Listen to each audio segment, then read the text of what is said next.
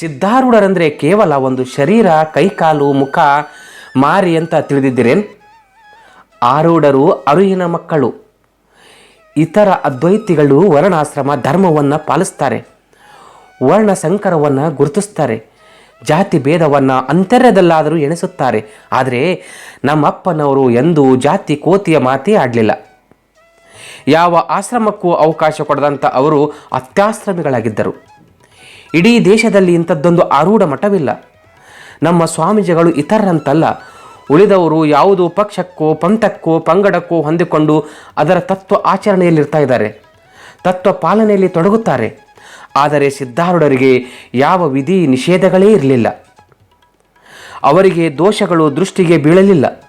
ವಿರಸ ವೈರಸವೆಂಬುದೇ ಎದುರಾಗಲಿಲ್ಲ. ಕೆಟ್ಟದ್ದು ಕೆಟ್ಟವರೆಂಬುದು ಕಾಣಲೇ ಇಲ್ಲ. ಲೋಕದ ಹೆಣ್ಣು ಮಕ್ಕಳೆಲ್ಲರೂ ತಾಯಿಯಾಗಿ ಕಂಡರು. ಸಿದ್ಧಾರೂಢರಂದರೆ ಸಾಮಾನ್ಯರಲ್ಲ, ಅವರು ಅದ್ವೈತಿಗಳು, ಅದ್ವೈತ ಶಾಸ್ತ್ರದ ಪ್ರವೀಣರು, ಆರೂಢರು.